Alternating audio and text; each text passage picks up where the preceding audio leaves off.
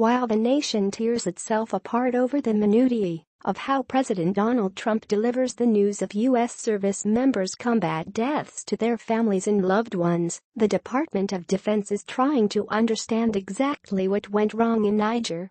It's been 2 weeks since 4 American soldiers with the 2nd Battalion, 3rd Special Forces Group, including 2 Green Berets, were ambushed and killed by at least 50 al-Qaeda-affiliated fighters in Niger during a reconnaissance patrol with partner forces on Mali border on October 5, and the Pentagon is still short on details.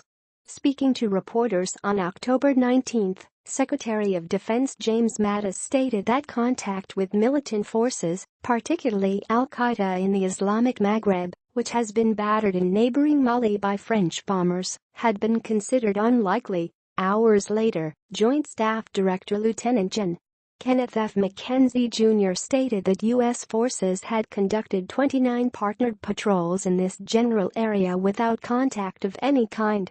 According to both, the Pentagon had launched a full investigation into the death of Staff Sgt. David Johnson, the soldier whose body was recovered 48 hours by local nationals after he was separated from his unit during the firefight, and who has become the center of the political maelstrom surrounding Trump and Gold Star families. Trump-Niger Gold Star family controversy. David Johnson. Beyond the Trump controversy, lawmakers are pissed about the fatal incursion in Niger and the lack of answers provided by the Pentagon so far. An FBI probe is in the works, although it's worth noting that the Bureau frequently investigates military deaths, as it did with the deadly Marine Corps KC-130 crash that killed 16 in July. On October 19, Republican Senator John McCain, chairman of the Senate Armed Services Committee, even threatened to subpoena DOT officials to force them to share details on the Niger incident with the American people, accusing President Trump of not being upfront about the incident, prompting Mattis to trek to Capitol Hill in response. But despite the mounting criticism of both the White House and Pentagon and the political mudslinging surrounding Trump's treatment of Gold Star families, there's little Mattis can actually do until the investigation is completed. Based on recent reports and what officials have told Task and Purpose, the DOT is more in the dark regarding the Niger incident than it has been with other past combat deaths. U.S. Africa Command has dispatched a team of investigators to conduct a review of the facts, according to NBC News. But according to several defense sources, Mattis is becoming increasingly frustrated with African leadership, particularly Marine Gen. Thomas D. Waldhauser, the top general in charge of AFRICOM, over the ambiguity surrounding the Pentagon's Niger narrative. Related, Niger, the quiet war on terror Americans rarely hear about. The message coming out of the Pentagon and various commands across the U.S. Armed Forces is simple: we don't want to say anything until we know we can tell the truth. The loss of our troops is under investigation, Mattis said on October 20. We in the Department of Defense like to know what we're talking about before we talk, and so we do not have all the accurate information yet. Yes, the DOD conducts investigations into every troop fatality. I don't care if it's in a car accident, Mattis said, as it did with the 2 U.S. troops killed in Iraq this August. Although not with the Navy SEAL raid in Yemen in February, this in itself is not unusual. The real outrage, from both lawmakers and the media, over the lack of detail is really a misplaced political fury, a panicked reaction to the sudden realization that, yes, some 8,000 U.S. Special Operations Forces conduct operations in 80 countries each day, and many of those forces are deployed across Africa. The United States has had military personnel in Africa as part of those ever-expanding advise and assist missions and military exercises in the service of the global war on terror for years. Military operations in West and Central Africa, which began in 2004 under the President George W. Bush and Secretary of Defense Donald Rumsfeld's secret Al-Qaeda Network Executive Order, Operations Enduring Freedom, Trans-Sahara Executive Order, and an Akim Executive Order, are being conducted under the authorities of the 2001 Authorization for the Use of Military Force. As recently as June 2017, President Donald Trump told the Speaker of the House and the President pro tempore of the Senate in a letter that our 645 U.S. military personnel in Niger to provide a wide variety of support to African partners conducting counterterrorism operations in the region. Niger, Chad, Africa, Pentagon operations AUMF Mali. All of this is to say that anyone who didn't seem to know that the U.S. military has assets across Africa as part of the global war on terror simply hasn't been paying attention. And given how little the American public truly understands about those American deployments in Africa, each passing day has potential to fuel a spate of curious and often unfounded theories that threaten to not only undermine the Pentagon's current investigation, but catapult a complex incident into a realm of political warfare that threatens to obscure the deaths of those four service members. Consider MSNBC host Rachel Maddow, who suggested during an October 19 broadcast that U.S. and Nigerian forces may have been left undersupported and outgunned by the sudden withdrawal of Chadian forces from Mali. Chad's battle-hardened troops have been leading the fight against militant groups like Boko Haram and Akim in the region for years, but on September 24, the White House announced that the important and valuable counterterrorism partner was now part of the administration's new travel ban due to not adequately sharing public safety and terrorism-related information and failure to satisfy at least one key risk criterion. According to the New York Times, officials in both the State Department and Pentagon argued the move risked harming long-term national security interests. By October 12, Chad had completed a 2-week withdrawal from Niger, where it once maintained 2,000 troops at the peak of its anti-Boko Haram fight in 2016, per Reuters. That one key risk criterion that the essential terror partner failed to complete. A shortage passport paper required by the State Department, one the government of Chad simply couldn't produce, Associated Press reported on October 19.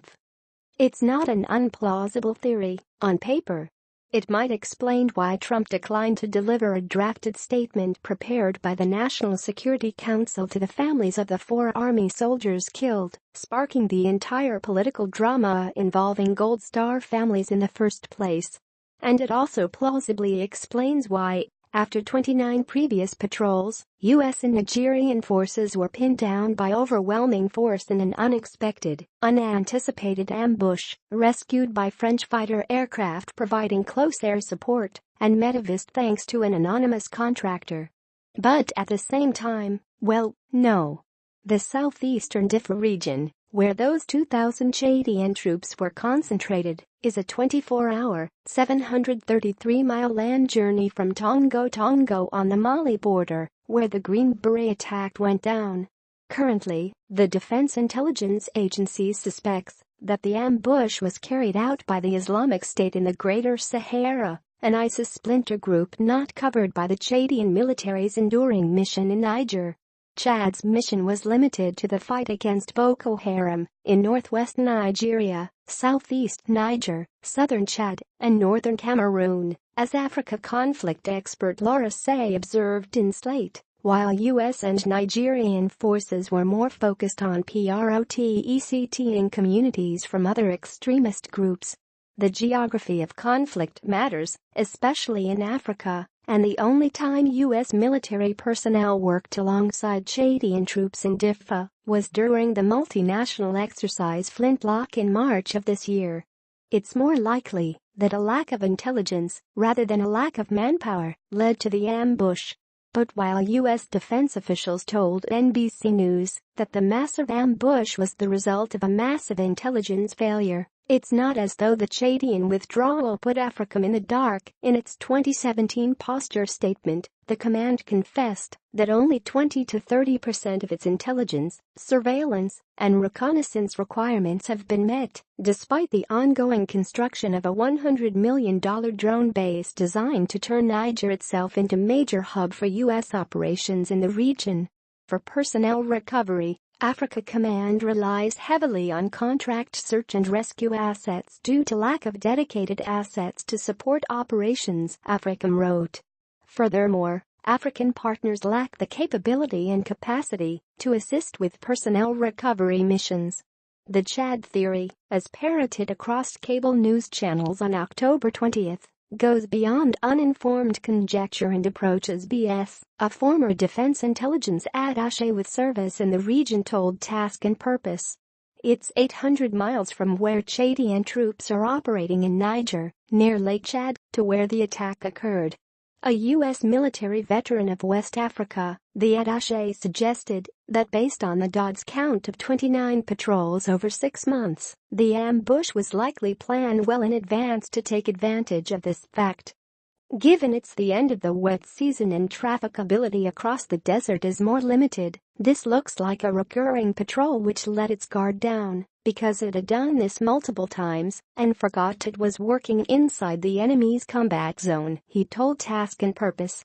If you take the same route in and out, and there are bad guys around, eventually the bad guys are going to be successful. Related, Pentagon probing troubling questions after deadly Niger ambush.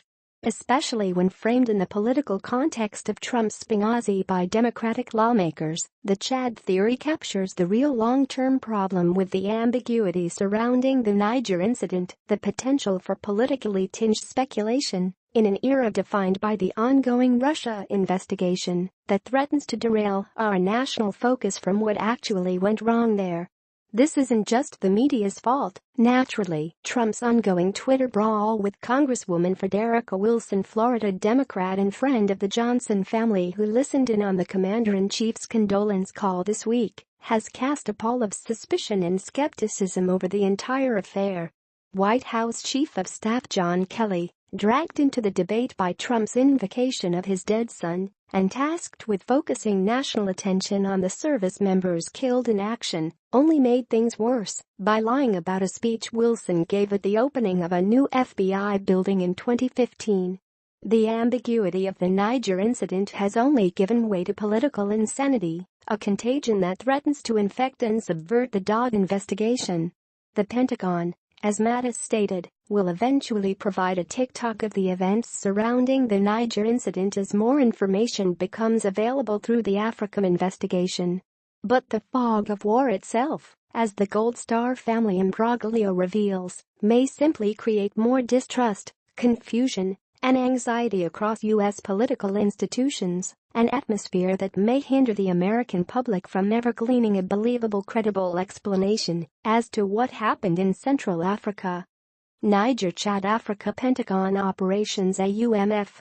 To be sure, these won't be the last combat deaths among not just the U.S. Special Operations Forces increasingly deployed to the continent in the advise and assist missions that define the global war on terror, but regular Army training brigades stood up by the branch to commit to long-term training missions. In time, and with some luck, the incident in Niger may end up more of a Battle of Mogadishu, a come-to-Jesus moment for the American public, than a nefarious Benghazi-like fever swamp, but nobody's patient enough to wait and find out. The Pentagon, State Department, and AFRICOM all declined to comment, referring back to Mattis's October 19 remarks. But as one defense official told Task and Purpose, the Niger incident is actually similar to Benghazi in one important overlooked way, as AFRICOM drags its heels in providing a rundown of U.S. combat deaths in a previously ignored African nation. America's political elites are whipping themselves into a frenzy, out for blood, revenge, or merely just to win the daily media cycle. They need to find a narrative, period, the official told Task and Purpose. Right now, they have nothing.